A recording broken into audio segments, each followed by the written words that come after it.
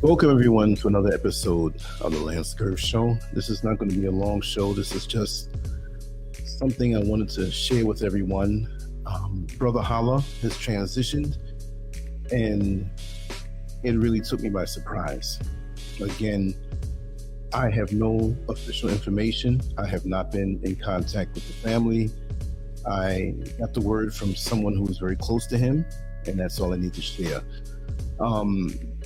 They told me it happened about a week ago, and we're always in constant contact with each other. But you know how sometimes a week or two will go by where you may not be able to speak. And he was big on Clubhouse, and I believe his name was Bishop Creflo. But Brother Hallah is his former name, but when he first got on the platform here, that's what he called himself. And you know, we all know him under different names, but it's the same spirit. And love never dies, the energy never dies. And he, for one, always said that there is life after what man calls death. He had two incidents, and he spoke about it on the show, all right? And how he had transitioned and came back. And that was a show that he really, got a lot of attention for. But I'll just tell a little story if anybody wants to come on in and chime in. Like, again, right now in Accra, Ghana, it's 2:36 a.m. I had a really positive day. Let me just acknowledge those who came in. Nicole for the soul, Nicole, Deborah Constant, how are you, my dear sister? Looking fine as ever in that avatar. Dreaded Trader, I'm sorry. It took me by surprise. It always does. You know, she reached out to me on Instagram and told me, and I kind of texted some things back. I felt sad. You know, I felt the jolt of a loss. Let me cut this music off. I think it might be a little too loud. Yeah, let me do this music. Okay, there we go. Like I said, this is not going to be long at all. But the jolt of it, when you find out and you hear that someone is on their journey, in their time, they left, it's their time. He did what he had to do. And I just thank the Creator for allowing me to be gifted with his presence. And he was the realist. You see, online in this space called the internet, we have people who come here just like in real life. Yes, we're doing well, Nicole. Thank you so much. Wait a second. Is this the Nicole I know from before, but you have a different name now? I'm looking at the avatar. It's tiny to me, you know? Yeah, this must be. I think it is. Well, I'm gonna address that in a second. Arlene Lopez, thank you for coming on in. Brother Hallah, he transitioned. And I'm kind of shaken up still. Okay. I'll say it this way: power to the people. But I'm across the room and I'm looking I can still see. Yes, we definitely have to catch up. But yeah, I'll say it this way: I'm kind of talking out of my head. I'm not really all there. I'm still in shock. I just found that a little while ago. And I said, the reason why I came out to say this to everybody, because in the different channels and chasms and portals of the internet, you may have never found out. You see, and I was saying to my friend earlier too, after I found out, I had texted him. He didn't know him, but this is how it works. If you're known on the internet, and maybe this is the first time you ever saw a picture of him, because it was always public anyway, right? You can be known just on the internet. I don't know how far his reach was that way. Of course, his family and friends knew him on the internet, but just overall, like myself, people know me in real life, face to face, growing up, just on YouTube or social media. But it's like I know you, just like I saw Nicole's face, and I'm like, there you go. I like the name though. Yeah, you got the joke. Exactly. Wordplay. Yeah. So there can be people who are known on the internet where there's no connection. It's just that people hear them and they're here and they're gone. So for people who may not have known, I said, okay, let me just put that out there. But I don't know anything else. I don't know how the transition happened physically. into the spirit realm. I don't know how, that's up to the family. If they ever reach out to me, they want me to tell, I'll tell what they tell me to tell. But other than that, anything that I do know, personally, it's not my right to say anything, but I don't know how this transpired. I just want us to just, vibe on the energy that he gave us. And on the site, LANCESCURV.com, did I lose it now? Okay, no. I'm going to drop, we did 14 shows together, probably more. I have to dig and find more. And they went for hours and hours. And he was always on the show. He would pop in. So his appearances on the show go more than just the 14 that he was known for. So what I'm going to do, I'm going to drop the link to the category page that has all, and everything is there orderly, so you can listen to it. And on the website, flood it out with comments. Show him love and flood it out. Not in the chat room, but go down to the bottom on each page and just show him some love. You know what I mean? Let that live on forever. But I'll tell you, people say, well, how did you meet? And he tells the story. I don't know which video it is, but he tells it all the time. And he's giving me major props, just like I give him major props. And when anybody transitions, I speak of them in the present tense because the energy is still there. So one day I'm down in Orlando, Florida, driving the bus, got downtown after the 21 route, had a few minutes before I had to pull out. And as I was leaving from the restroom area and the lounge area, the phone rang. And I heard this distinctive voice. Now I can imitate him real good, but now's not the time to do that, right? And he knew it because I would talk back at him like it was like a private joke. So I said, "Man, who is this?" So he's like, "Oh, I'm Brother Hallah. I like what you're doing online, and man, I got a lot to say." Yeah, I said, "Well, hey, let's talk, man. Maybe you can come on," because he talked to me a little bit, and I was like, "Man, this brother's dynamic." So I'm like, man, he says, "When can I come on?" I said, "Man, after I finish working all these hours, we can go on tonight." You know how I do. So like 1, 2 o'clock that morning, we went live. I wasn't tired. The way he spoke invigorated me. It was just so refreshing to hear someone with such powerful logic and practicality with how we have gone off the path as Black people. And the words that he would share could be a bitter pill to swallow. And that's why I love him so much. And we didn't just say bye. We said, "I love you, brother. I love you, brother." That's one thing we always did. And what really hurt me was that I never had a chance to meet him face to face. And he had plans to eventually come out here to Ghana to visit and eventually live. So that's the thing that got me as a human. So for me, and these are just random thoughts, just overall, live every day to the fullest. In my mission and what I do, I do.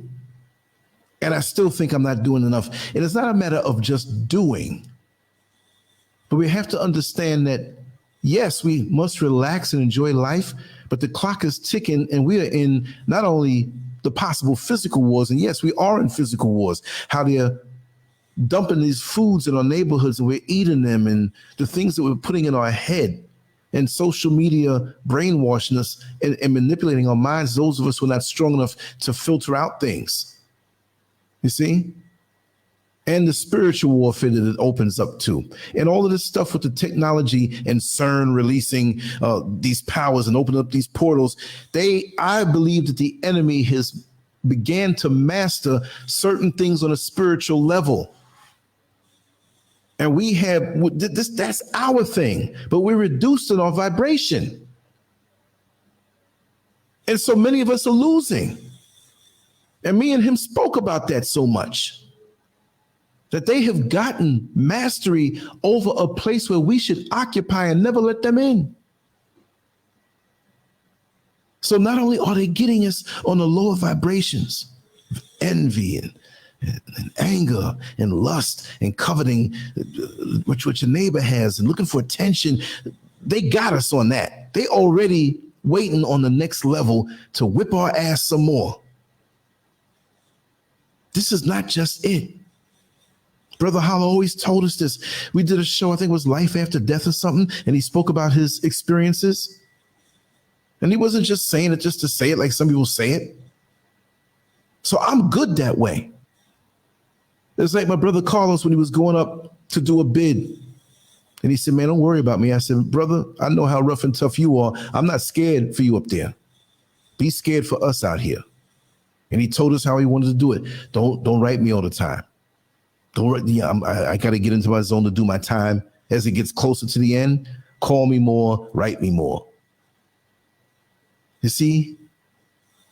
So Brother Hallah was that same way. He didn't fear death. He said what he said. And, you know, I believe he had just turned 50. Now, please, if I'm wrong, if it's 51 or 49, I believe that he had just crossed 50. But don't quote me on that, even though I believe he told me that. Because when we talk, I'd have the phone and a power pack with a wire so the phone don't go down. I'm all walking through Ghana, hours and hours, deep conversations. I said, man, I wish I could have recorded this to share with everybody, because that's my thing. And we had a conversation on Miss Tiva Station. How are you? Yes, thank you so much. We had a conversation on Clubhouse. And the power went out. I had it hooked up to a battery that went out, and the gadget that I had here didn't hold on to the recording on the card. It was about 5 hours long, and that was one of the greatest conversations we had. Oh man, that's why I got a thing for that. That's why I tell people, if you got something in your heart to share, I don't care if I don't even agree with it. If you feel something strong, please come on and say it. Because that might be the window of opportunity where that might be the only time. And I know I'm rambling because I'm a little touched. But like I told you the time when the older man came onto the show to speak about something, because I've done so many shows, man, I can't really remember. And he was speaking about his family who disowned him over some foolishness. They don't talk.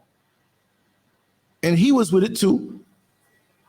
But he expressed his feeling for his family and called them all out by name, each family member, and what he did wrong, what they did wrong, and how he felt. But he thinks it's too far gone in this life to make up to them.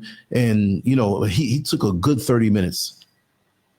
And 5 years later, I get a call from a woman who had tears in her eyes, and she was crying. I was like, whoa. I said, everything all right? I didn't know who I was speaking to. But she said, I listened to the video. A friend of mine heard my brother who passed on, and we didn't know he felt that way. Even though he's gone before we can make amends, I just want to thank you for doing what you do, because it helped us as a family to have a little closure. So you don't know who you're speaking to when you speak to someone on social media. And it doesn't have to be this platform. It could be any platform. It could be on your own personal pages where you put something out there. A lot of folks don't know it, but, you know, I'm speaking to my kids even before they get to this age. They may not even understand certain things. They're grown now, but they may not understand the depths of what I'm saying from an experience of a person who's right up on 60. And they'll listen to it and understand it, but they'll understand it better 10 years from now. You know how that goes when you're young, and folks in your family, they speak on things like, yeah, that's no problem. I can get around that. And you go out in the world and find out that what they were saying was the truth, that you should have stayed in that night, because they had a feeling that something bad was going to happen. And maybe you may not have gotten killed, but you might have seen somebody in front of you die. Yes, he had that voice. He had that voice. He sure did. And I got him. He was always like, Lance, you got me. I'm not going to do it right now, y'all. I'll do it on another show. But you're going to swear like, wait a second, that's him talking? You know, I'm a comedian, and I'm going to keep it light. I'm going to keep it light, because that's the way we were in life, or we are in life. He's just on the other side of the fence right now. And that has given me a sense of urgency. Every time this happens, this pushes me, because it's almost like their power goes into me in a certain way. All the things they share with me, and I say they, I mean different people, male, female, friends, distant people. Because we got to understand that we're a subtotal of all of our experiences. We're a subtotal of all of the people that we talked to, argued with, loved, had disagreements with, like a chisel chiseling away at marble. And it forms a beautiful a sculpture, a form under that big block of marble where you didn't see it, and life chips away. And sometimes life chips away in a way where it takes from the beauty, but you can see the pain in someone on that side, and they have to heal themselves. This place, this life is beautiful, yes, but the things that have happened to us as Black people and things that have happened to us in our personal lives is our own fiery furnace. And lots of times we can identify with another person who's been through the same trauma as us. So when I first spoke to Brother Hallah on the phone when he called me, we were already kindred spirits. We didn't even have, he could start a sentence and I could finish it. We never had a disagreement. We always understood each other. And he always taught me, as so many people here do. So many people here do. I'm a student when I come on the show. People see the graphics and think I'm coming with some word or something. I'm nobody's pastor. I'm here to learn also. We're here to share because we don't know. That's why a friend of mine told me, I don't know how come you keep pushing. You should slow down a little bit. And I know I'm pacing myself a lot better, but there's a sense of urgency to let's just say it. Like Pastor Miles Monroe said, I didn't meet him to shake his hand, but I was 4 rows behind where he preached in Orlando, and I didn't know the guy. It was a function that had nothing to do with church, but he was a speaker there. And that man there, for a pastor, you know how we get down, we talk about the church now, but him there, he was a real one. Captivating, not because his words were slick, not because he wrote 60, 70 books or whatever have you. You felt the power out of him. Just like when Brother Hallah would speak, he didn't have to push and he just speak it. And it was there just like that. And you felt it. And you felt a change if you needed some correcting. And maybe there's some people who say, listen, I don't agree with that. And I'm cool with that. But at least he didn't hide. Like so many people hide. They come on and make sure the words are right, and they act this way, and they got their plan and they got their reasons. He is who he is, take it or leave it. Those are the only kind of people I will mess with now these days. Because every day that goes by, all of our time is drawing near, but I feel my time coming too. We all should feel that and have a sense of urgency to get the homework done like we were in school, to get the work done before we transition on who we should affect. Because we don't have any excuse now. We have the internet for now. So we can use that as leverage to reach all kind of people, not to preach at people, but to share. Maybe you went through something traumatic and you need to share that. And if you came out of that and healed, that would show somebody else how to do so. It might be one thing you put up. You don't have to have a platform where you got all this stuff going on every single day. That's the happy trap that I'm in. I hear a little static here on my mic. Let me tighten something up here. I don't know what's going on here. If you hear any static, just let me know. But that's what it's all about. Let's grow and influence each other and hold hands and make the journey a little easier. There are trails that we have to go through that are not bushwhacked yet. That we have to be the first ones to cause that trail, and as others follow behind us. Not that they're following us or worshiping us, but we all can lead the way for someone else, large and small. I got to get on my Black folks, though. A lot of us, we want the name big and bright. We want to have all of the status and the notoriety and get up there and be the one to get up on the podium and tell the truth. We all know some truth out here after what we've been through on this planet with the global racism, the global white criminality that has turned everybody against us, as we see now, don't we? As we see. So we need those who are real around us. And who are real the whole time through, whether you knew the brother every day of his life, whether you caught a show with him or whatever, or hear a recording. These people like this brother, They're leading the way and letting you know that you're going down the right path. It could be Brother Hallah. It could be that old fat lady down the block that does hair out of her kitchen and been doing it for the last 45 years and can give you a better hairstyle in a beauty salon. And leave that cream alone, but I'm just saying. Everybody has something to offer us. Everybody tells us something. Like Mr. SCURV told me, and I never knew this.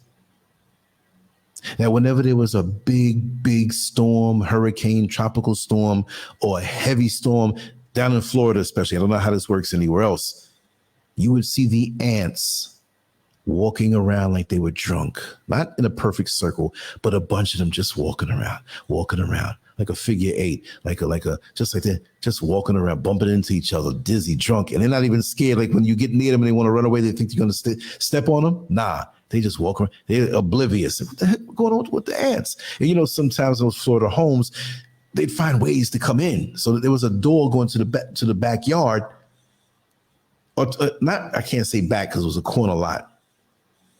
It was an L-shaped house in the back. So by the bathroom, and I looked down by my foot. Of course, I was sitting down, and I said, "What's with the ants?"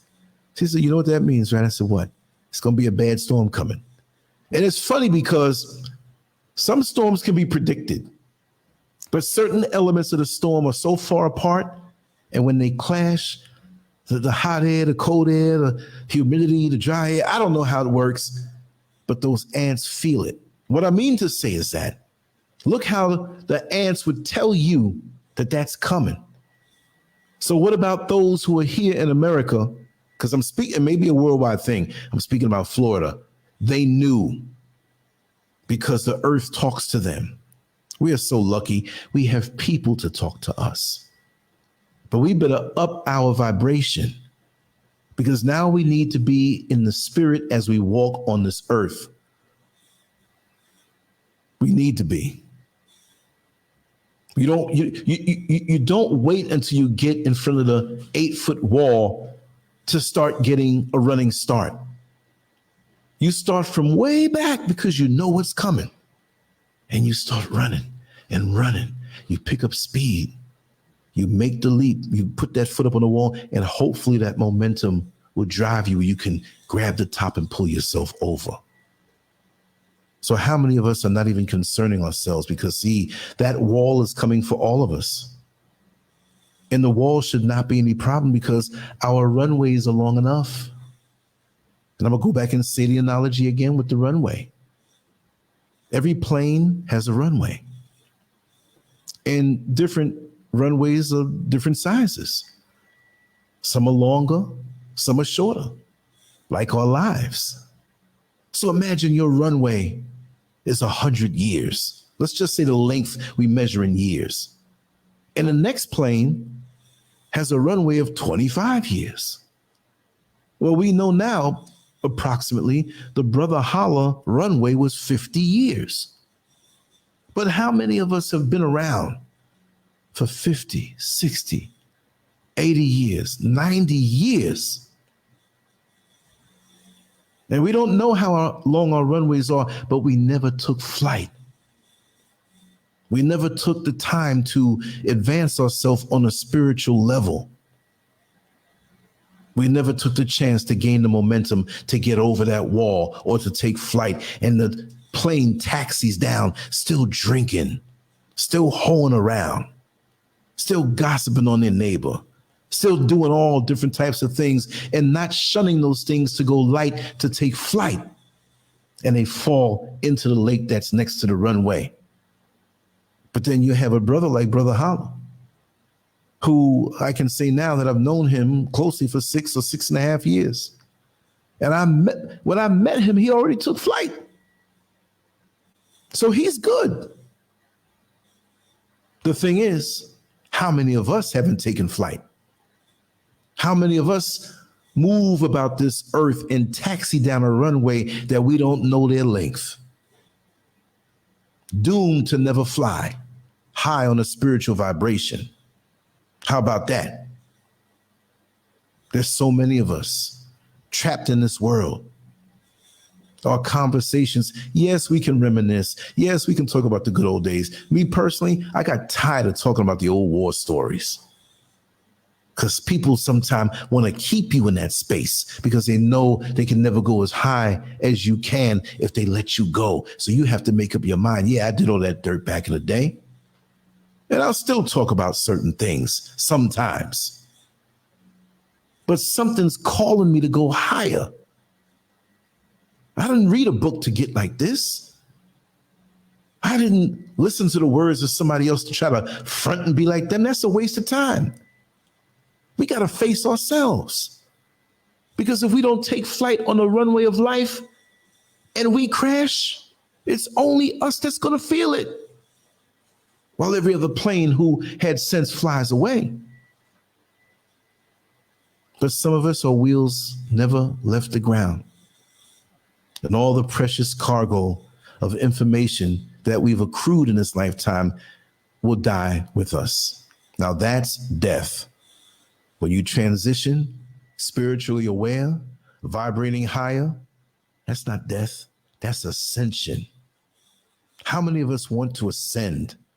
And how many of us want to just stay here to repeat the cycle? Possibly, I don't know. I'm ready for higher flight. I'm not ready to go right now. But if I am to go, then it's beyond my control. I'll accept it.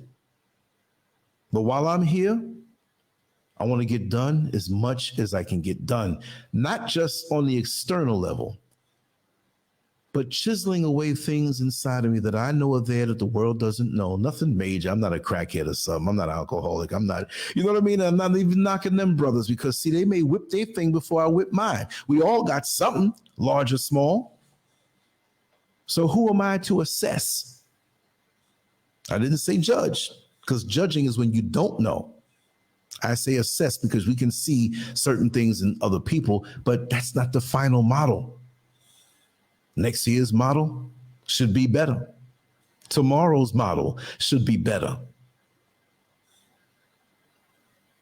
When I look at Brother Hallah and all of the things that he was put in a position to know, having two parents as pastors, going along with everything as it was, just on a religious level, and how he broke out of that like a caterpillar that the world may say is ugly. Brother Hallah, I ain't saying you're ugly. I'm just saying that when you come out as a butterfly, that seems to be more favored in this world on a visual level. Oh, look at the beautiful butterfly. Well, look at the handsome, beautiful butterfly that Hallah has become and is, because I speak in the present tense. Just because the car ran out of gas doesn't mean it's no good no more. Just because there's a power outage in the neighborhood or a blackout doesn't mean that you won't see light again. The power is out. The gas is out. Just because you parked your car and got out of it doesn't mean the car is dead, because the car was never alive. The minerals in your body go back to the earth, but the driver of that vehicle is elsewhere.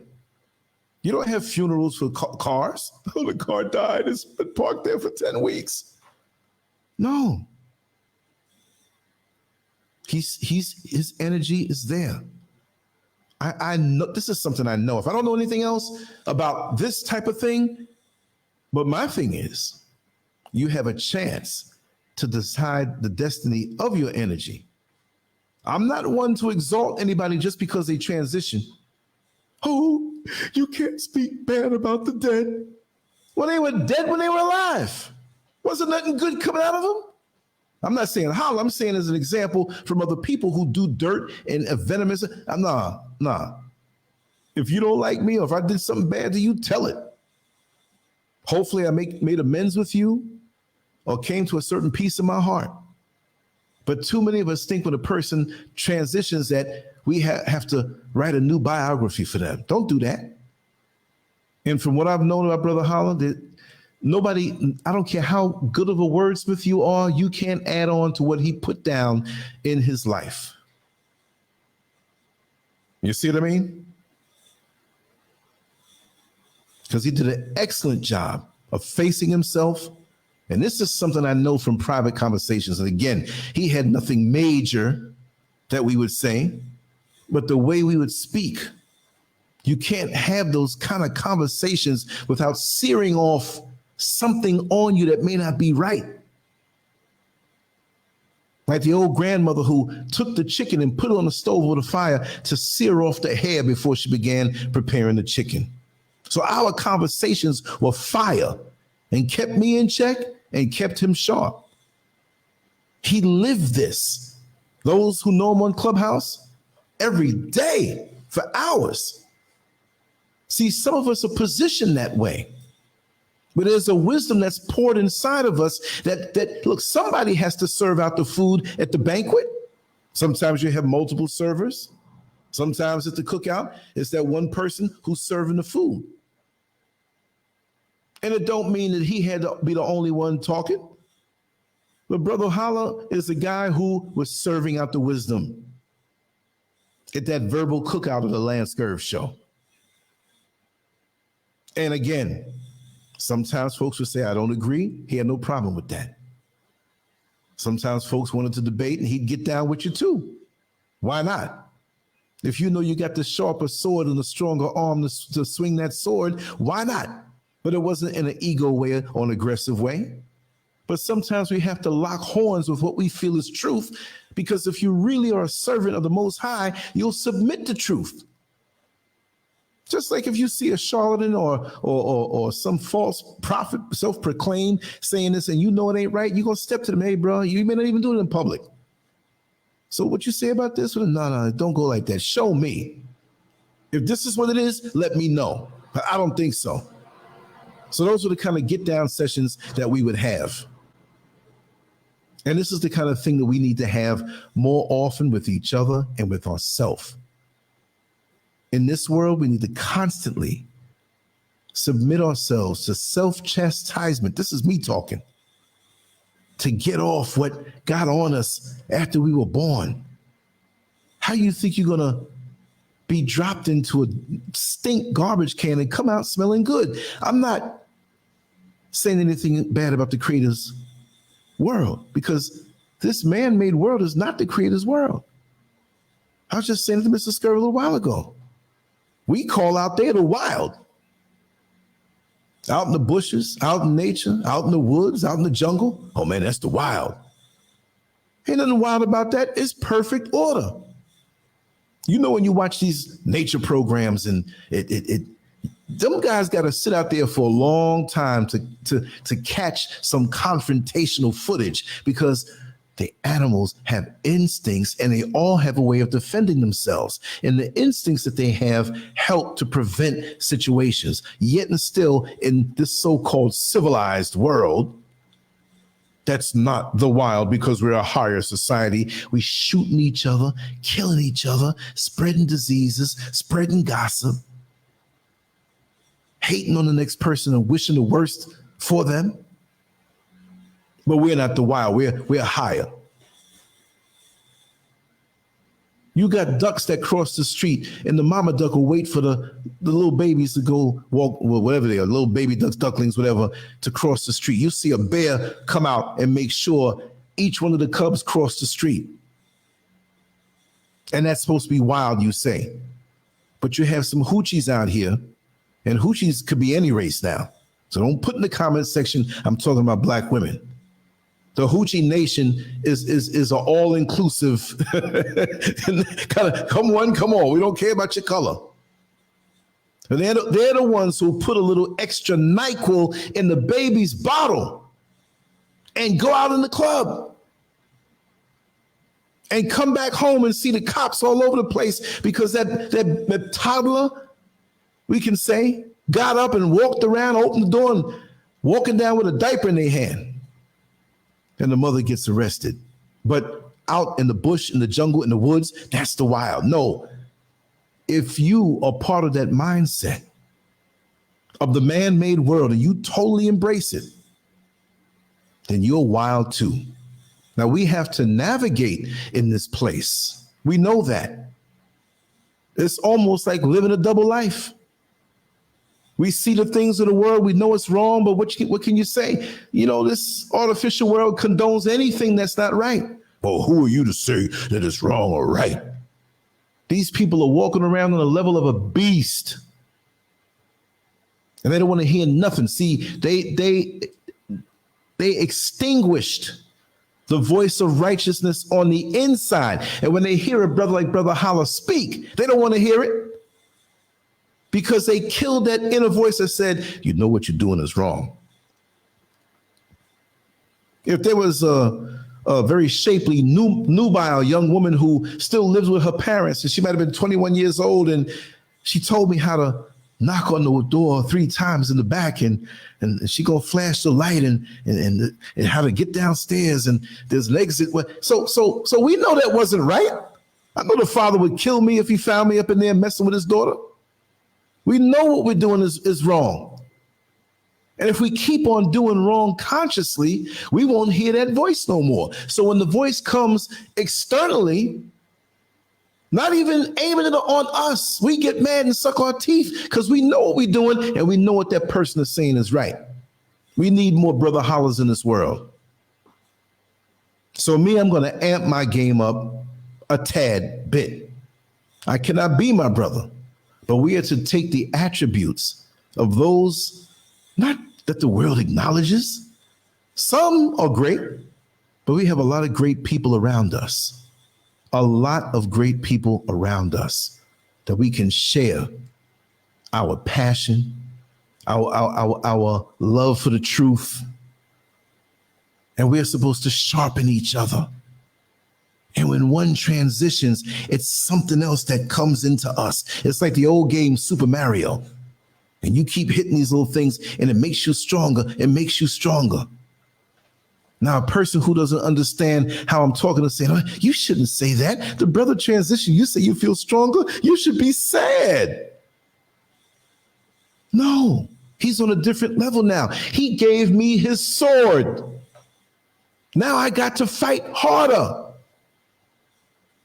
So that those coming behind me can see how I fight and say, SCURV, when you transition, we want to continue. But you don't have to wait for that. You can come on by my side. And we can fight in different ways. It doesn't mean we have to fight the same way. You see, you might be a teacher over preschoolers or kindergartners. Now, you may not break out and say there's a revolution here. Let me tell you about racism, whatever. But you say things in a way to endear those children to you as much as they can digest. Little things, mild things, that digestible. But when you get to talk to a grown-ass man who refuses to hear something, don't waste your time. Let life get up in his ass, and they'll come running back to you to hear what you have to say. Some of us, I hate to say it, some of us are lost and we don't want to come back home.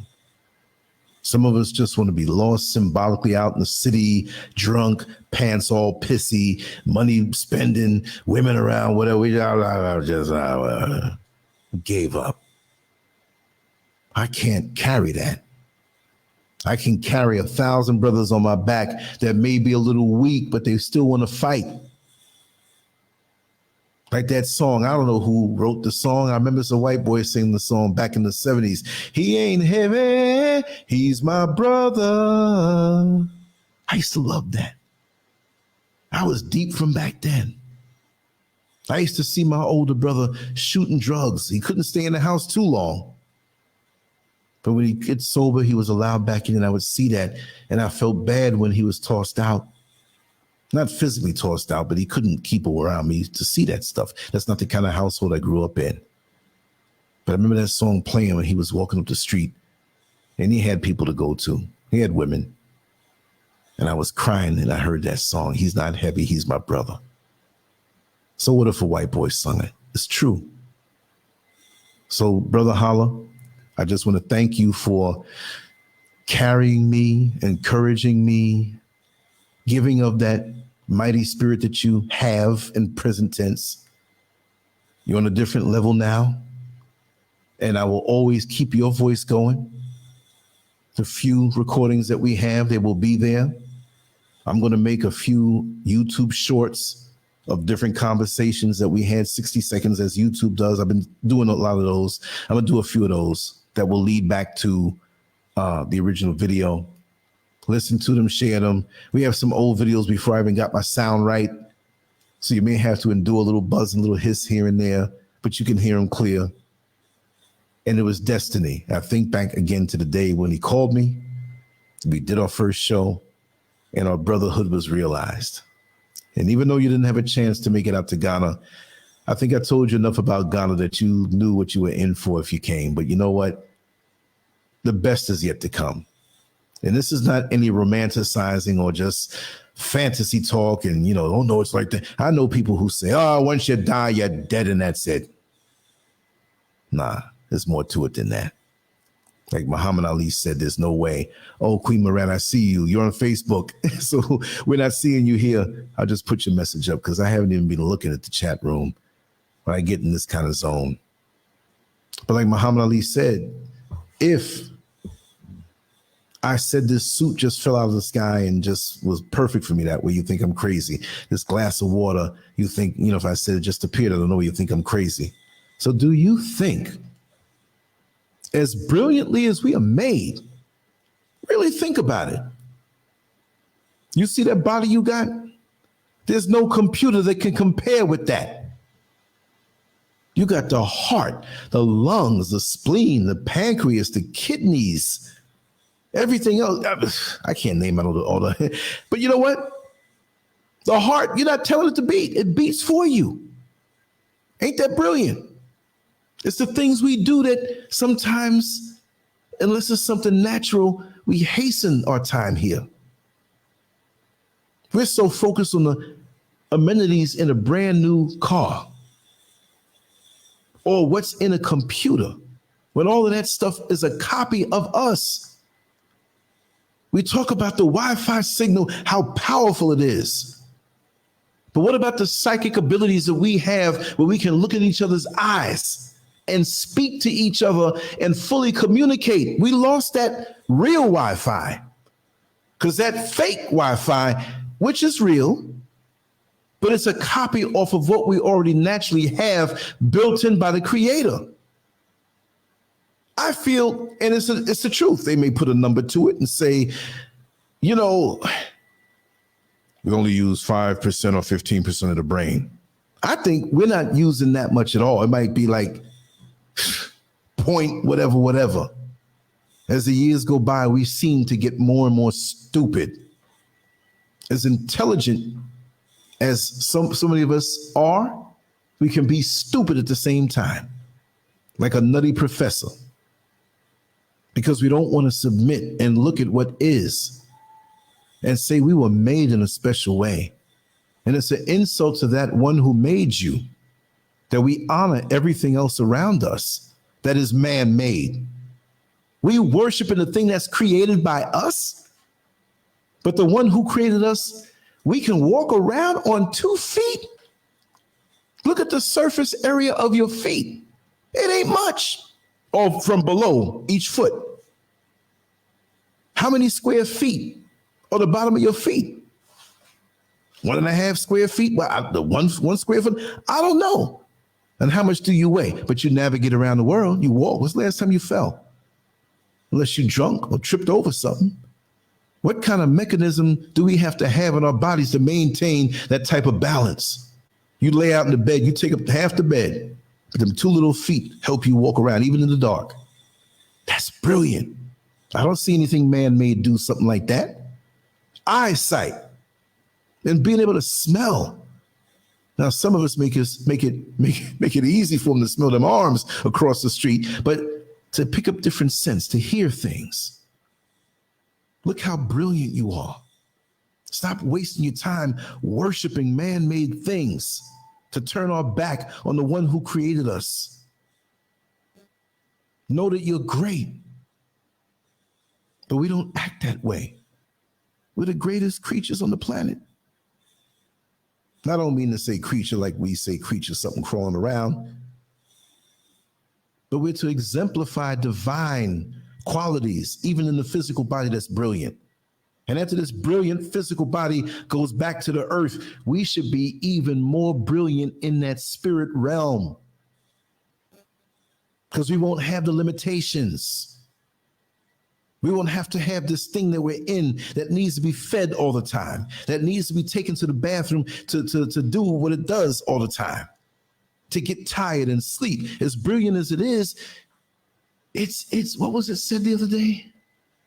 Brother Ison had made a quote that the body is a straitjacket for the soul. As brilliant as this body is, we're limited. And as we grow on a spiritual level, we should have a problem with it. That we want to go and we sense that there's something more. We get to a point that we feel that we've mastered enough. And that's when we go in on ourselves on a spirit realm and wanting to learn things of the spirit that we can't see, but we know it's there. That means it's time, or we're ready to graduate. It doesn't mean we're going to graduate at that particular time. And I always compare this to that. You get 10 people, right?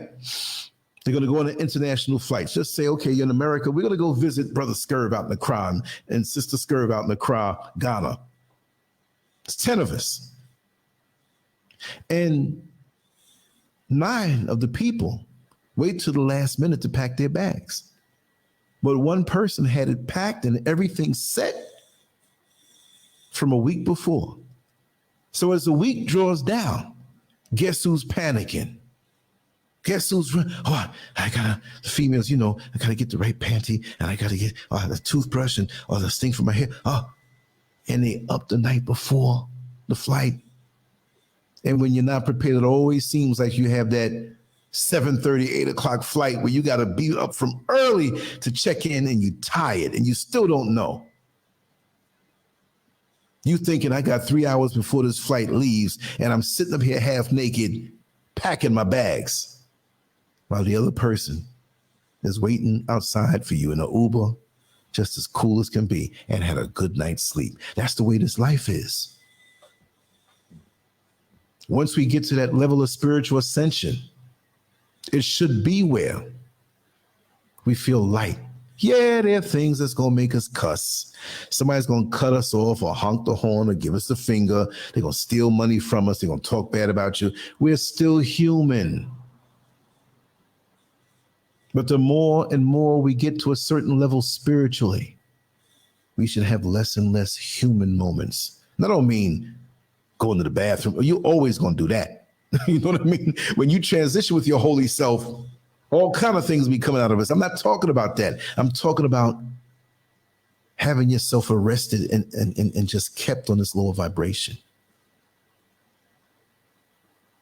You have to see people for who they are and what they're to become. But don't waste your time investing in something that doesn't want to invest in itself to go higher. And Brother Hallah always gave of himself, whether you liked it or not, but he always had a variety of things to offer.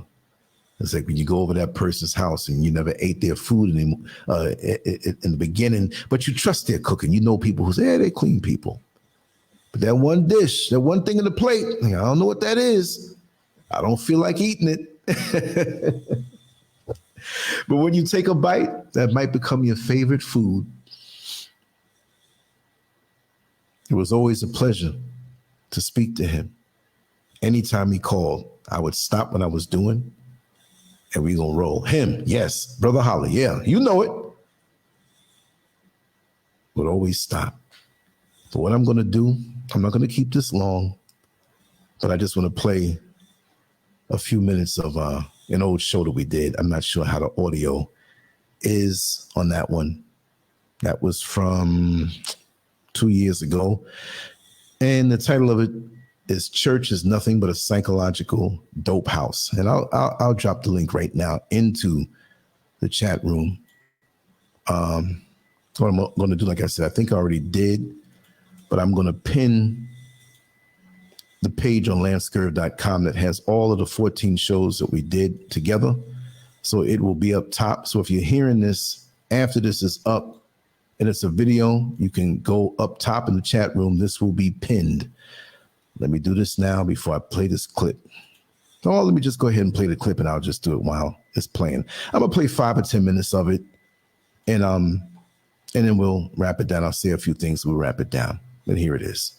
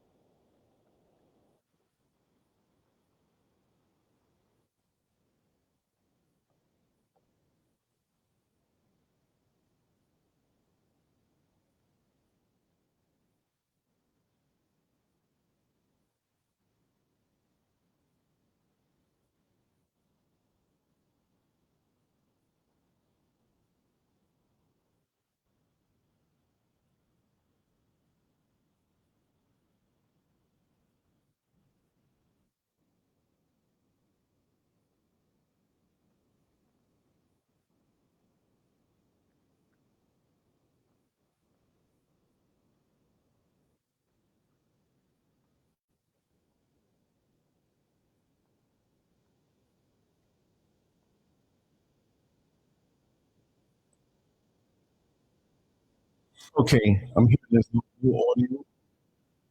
Okay, who's not hearing any audio? Oh wow, let me check. Can you hear me at least? Let me make sure. All this time I thought that it was playing and you could hear it. Sorry about that. I haven't gone live in a while, and maybe there's some little something I'm missing. I'm sorry about that gap. I'm gonna continue talking, but I did put the link for all of the 14 shows we did, and it's on my website, LANCESCURV.com, and it's the category page for Brother Hallah. But again, he's been on dozens and dozens of shows, just coming on in as a guest and just leaving a few lines. So I'm going to pin that on top so it'll be there. Sorry about that gap, but I'm going to work this to my phone because I'm through a program here right now. Can you hear me? Okay, you can hear me. Thank you, MW. Let me come on in on this on YouTube. Garion, you're saying no. What happened? Oh, because of the sound not being able to play? Yeah. And I have to say that this Garion, you're saying no. Okay, that's my phone. Sorry about that. Let me turn this down. Okay. Oh, okay, but you heard a little bit of the recording? Okay. These things happen. Sorry about that, but we're still gonna I'll talk a little while longer. Does anybody want to come in and say anything? Just let me know. I'll drop the link.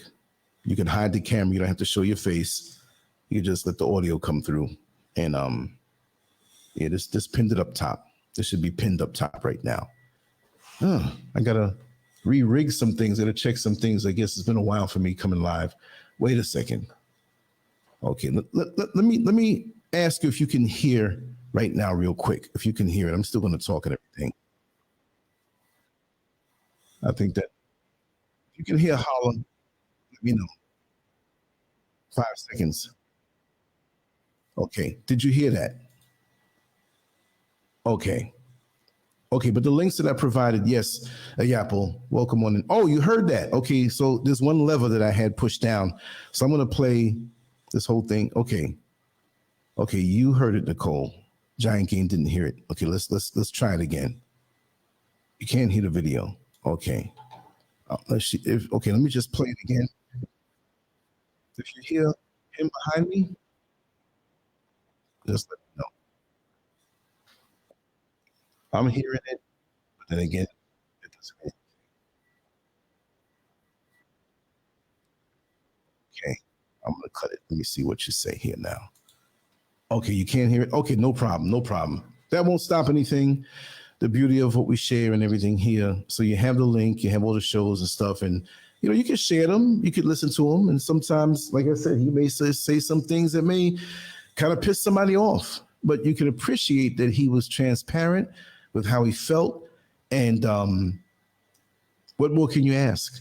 The worst thing is to be around somebody and you wonder how you stand with them, and then later on something happens and they're talking about you, and oh man, there's always got to be something. He's not like that. If he felt a certain way about something, he told you straight up. And it was quite a relief to have someone like that around me, even though we never met face to face. Yeah, it kept dropping out. Yeah. I know what I have to do, but it's too complicated to do right now. I'll save that for tomorrow because I like that feature of being able to play, whatever is there. I hate that. I'm going to turn in soon. I don't want to stretch it out too long, and because I can say so much, but physically I'm feeling it. I had a productive day today, and I'm just so happy to have bonded with the brother. You know what I mean? He's old school to me. I'm 59. He transitioned at 50, I believe, but in so many ways, he's my elder. And remember, it doesn't mean when a person is your elder or you say that, it doesn't mean that they're your elder in every category, because you might be their elder in a different category. You see, you might be a person who has college degrees out the yin yang and the other person doesn't. Well, you can teach them things that you were taught in school, but they can teach you things that they know in life. So never feel that someone is just one way for you. See? And it was funny, he had a very vast and colorful and sometimes spicy vocabulary. We know that. We know that he didn't refuse any colors on the palette of life to dip his brush into to communicate something to you. So every time it was supposed to, say, for example, it's like, okay, brother, because it was always sometimes hard for us to connect because he was always busy. Just the same way with me and Brother Yapo. I'm going to keep on trying, man. We got to do a show this weekend at some point, even if it's 5 minutes. But I said, listen, man, I don't know who said it first. I said, don't worry, Brother Hallah. I ain't giving you that regular nigga treatment. Sorry for the N-word, Joel. But he knew what I meant. He said, and for the sake of the show, this is how he would say it, because I would say it to him right back. Brother Lance, Brother SCURV, yeah, I know I'm not a regular nigga to you. I know I'm your boy, So he would, we joke on that, and we leave messages back and forth and stuff like that. And it was always something where you could just be real, Yeah. His voice, man. His voice, powerful, in the way that he would enunciate the words. And, I told him, I said, man, with a voice like that, you can order hits. And if a person wasn't on your team, they'll do it anyway. You know what I mean? It was old school, and it had a lot of power, It's just amazing. And it was unique.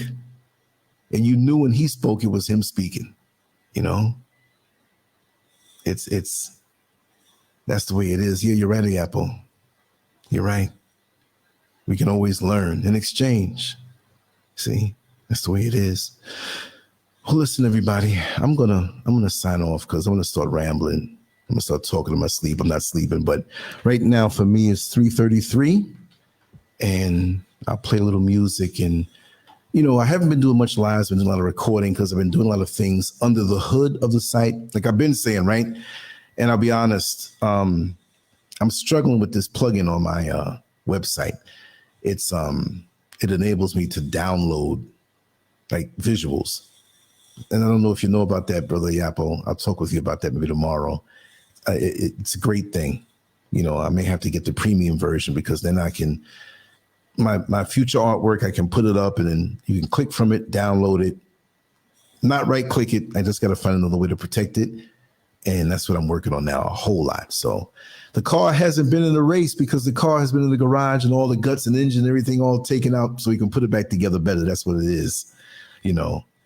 Yes, Miss Lady Innocent, you're much appreciated, and thank you for being here. And everybody who, if I go up the list, it'll be a long, you know, a long thing. But I will. And what did somebody ask me? Oh, I heard you got in a fight, man. This got black in your eye. That's why you didn't get on the live show. I said, didn't you see me on the rooftop?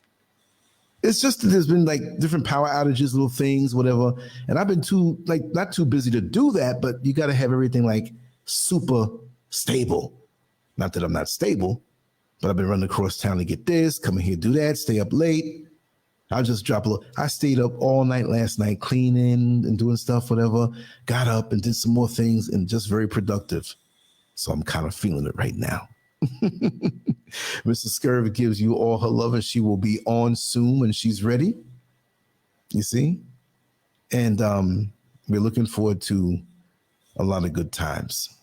And let's live life to the fullest and appreciate each other to the fullest and let each person know why we appreciate them. Break it down. No, I'm not throwing off on you, Miss Lady Innocent, but that made me think that, not because of what you said about being appreciated, but let's be specific in how, you know, oh, is Ghana hot? Pfft. You know, I have my too much information moments, right? This is November. I have a towel on my lap as I do this show, so that's why there's no visuals going on right now. I have slippers on too. That helps. Yeah, it's hot. But you can look at the weather, like if you go online and say, let me see how hot it is in Ghana. It'll say 82, but it's a different kind of 82. It can say 90 and 95 and go over 100. Damn, it's real hot. But it's everything balanced out here. It's not that dry heat. It's not too humid. It's just perfect because we're not far from the ocean. It's not walking distance, but we're not far from there. And the mountains are right behind me because the cat's out the bag. Everybody knows we've been building. It's going to be done soon. We're in an apartment in a crowd. And our stuff is up in the mountains. Oh, beautiful up there. It's beautiful. All I'll say this, we're so high up in the mountains up there that when we look for the rain clouds, we don't look up for the rain clouds. We look sideways because we're in the rain clouds. But you had them dark rain clouds coming. It's creeping like something big walking across on the side of the mountain. And you don't see nothing. And you feel it long before. Woo! I mean, a regular thunderstorm in the town is like a hurricane or a tropical storm up in the mountains. It's a beautiful thing. Sit out there on one of them balconies, man, you just want to sleep. I have some visuals, but you know, for the tried and true, because there are a lot of people that don't wish people who've worked hard in life any good. That's unfortunate. That's why I don't talk about it that much or really put it out there that much. You know. Oh, I didn't know that was Miko.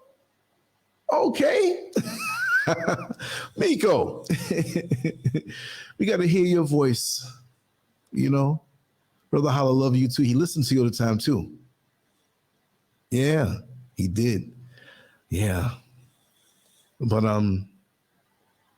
whatever it is that you've worked hard for in this life and you've earned, you didn't have to rip anybody off for.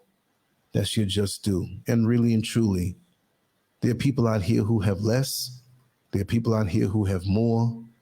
I'm happy with what I have and what I've earned because I can't take it with me. We have so many people out here who you bust your chops, live frugal below your means and save your money and get your equity and get whatever retirement you get, whatever it may be. And they looking at you like, you know, like you flossing on something that you didn't earn. You know? Exactly. Yes, definitely, Yayapo. If you know, never make anybody make you feel guilty for anything that you've earned in this life. Especially when you're doing it not to floss on anybody. And especially while you are striving for things, you help people along the way. And I'm going to say it this way. I'm going to use the N-word again. It's usually those niggas that you help that hate on you the most. That's what they are. Chris Rock said it. There's niggas and black people. Everybody black in the nigga because you got white niggas too. I don't deal with niggas no more. I used to try to, convert the nigga. Can't do it. Two different things. That's like the fallacy of when people say, hey man, you might be big and fat now, but you can turn that fat into muscle. That's physically impossible. It's two different tissues. You can lose the weight and put on muscle, but you can't turn a nigga into a righteous black person. They look like us. They don't act like us. They don't think like us. They're totally in the system and have been taken over. And their job is to crush, kill, and destroy and do the bidding of the oppressor. Some of them can even talk righteous and act righteous. They got that cloaking device on them. They get next to you. And all of a sudden you find yourself with spiritual cancer. Eaten up, stressed, don't know where it's coming from. You got people who see you happy, want to come around you because they don't like the fact that your marriage is good. Or you're paying your bills and you do what you have to do on very little. How are you doing it? I can't do it like you. Well, drop some of the stuff you're doing and fronting on and you can make it happen. It don't take much for me to live. It's not how much you make, it's what you don't spend. How about that? And we're sold out to the paper. Sold out. Trading in our real life force for the artificial representation of life force called money. You go and sweat, give your ideas, give your passion away, give your time so they can hand you a piece of paper that they still control the value of. But they got your real life force. You're manifesting the dreams of people who don't even like you. They give you that puppy dog smile when they see you, but they don't like you. They're raping you. That old slave master, hate black people, but love them some black women. How you gonna do that? Sick. And many of us do it to our own. And it's not right. And when I see it, I don't want it around me. I'm gonna call you out even before you do anything messed up. When I see it, I'm starting to come into my old man senses. That's a very dangerous place to be with me.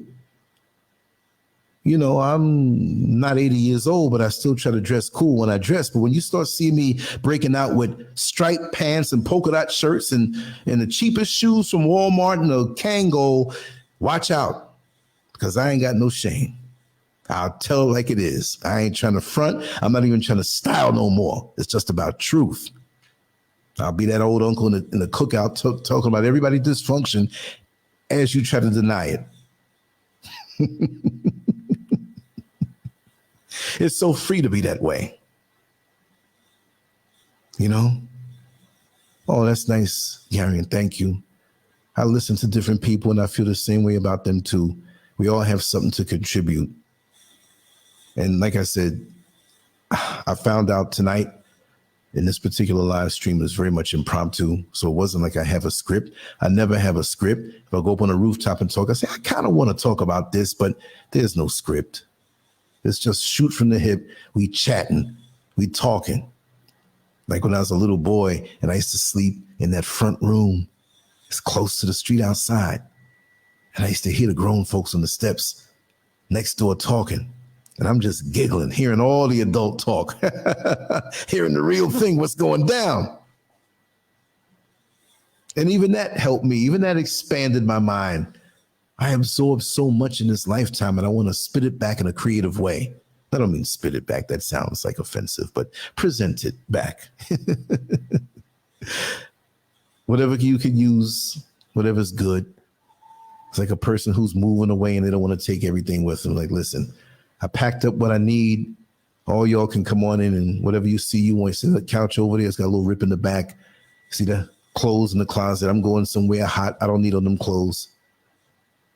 Just take what you need. You should have that spirit anyway with what you have on the inside as far as wisdom. because even that we can't take. After those chisels and tools that helped us to ascend as an individual, as a human being, when we transition, we go as that final product. We don't take the tools with us.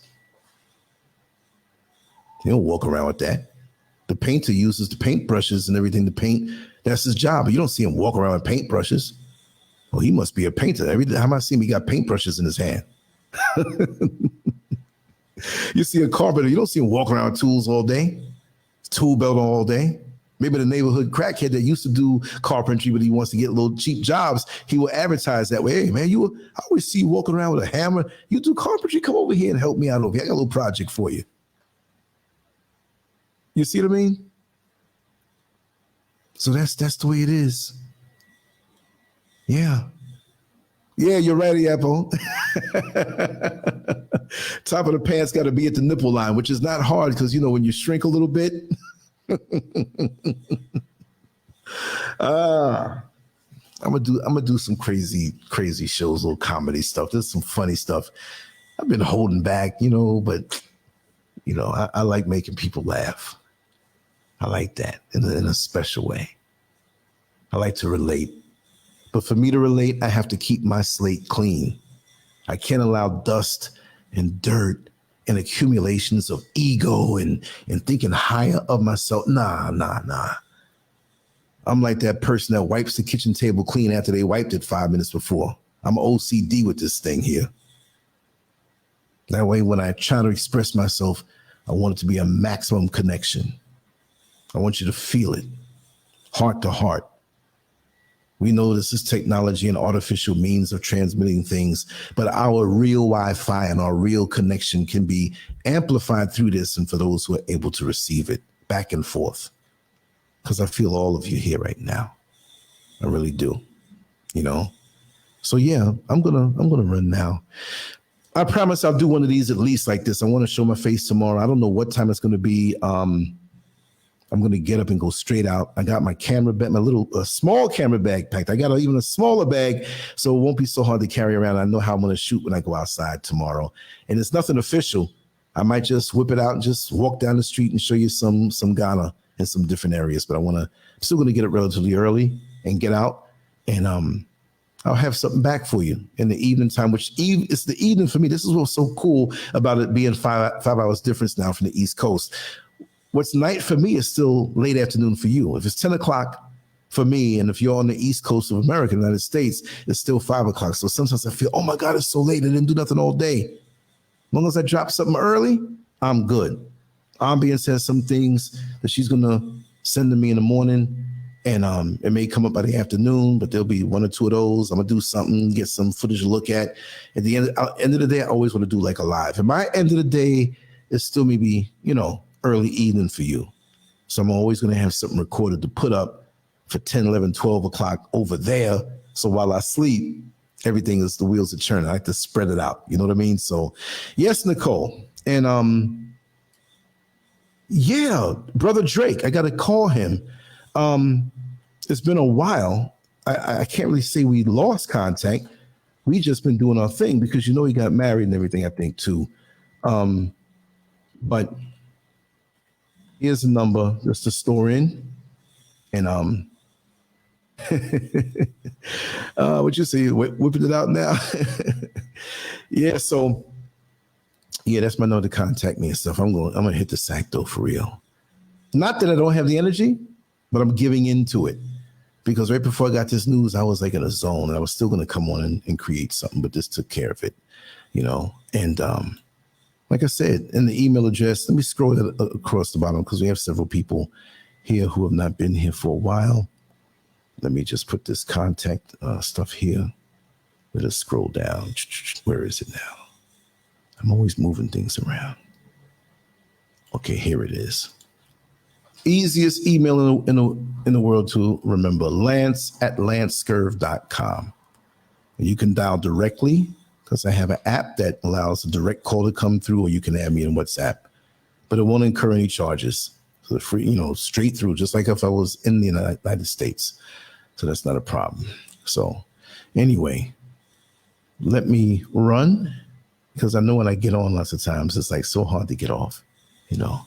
So much love to you all. I will talk with you all tomorrow, and let's remember Brother Hallah in our thoughts and energy-wise. Much love.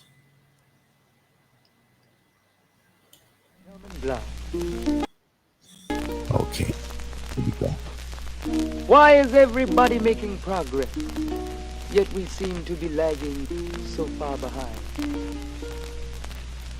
Why are we mistreated?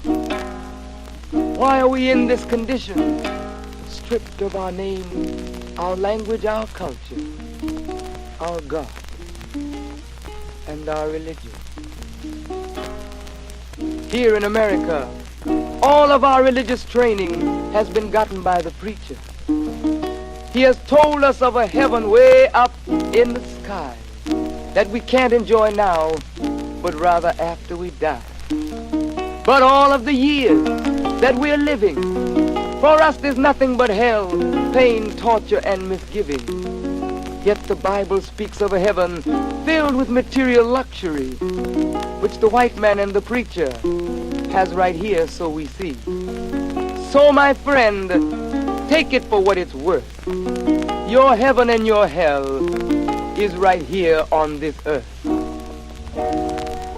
So let's check back into history, which rewards all research and tells us plainly that before the white man gained entry to the East, he was living in the caves of Europe, a ravenous beast, eating juniper roots and eating flesh raw, till God sent Moses to civilize him and teach him the law.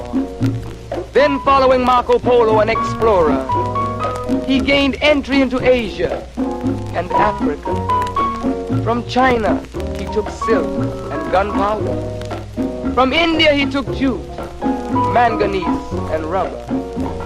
He raped Africa of her diamonds and her gold. From the Mideast, he took barrels of oil untold, raping, robbing, and murdering everything in his path. The whole black world has tasted of the white man's wrath. So, my friend, it's not hard to tell. A white man's heaven is a black man's hell.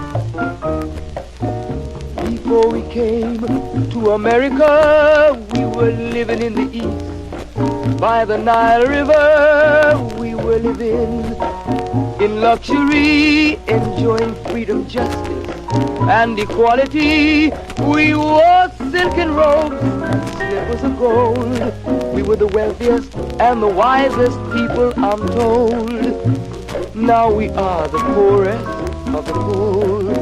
Nobody wants us at their door. So, my friend, it's easy to tell. White man heaven, black man hell.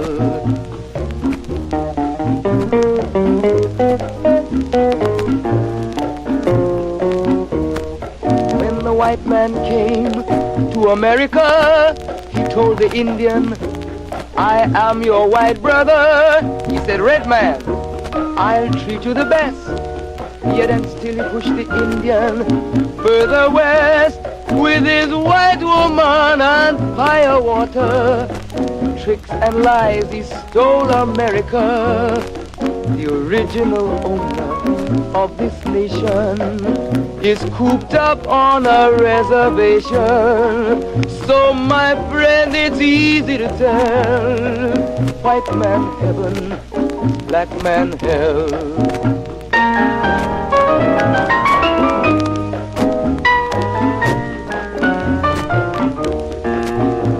He needed someone to work the land. His back was too weak. He needed you, black man, so he commissioned Sir John Hawkins to commit the worst, most grievous sin, to take a man who's born to be free and bring him down to slavery, to sell a man as merchandise, on his body put a price. Oh, my friend, it's easy to tell, white man heaven is a black man hell.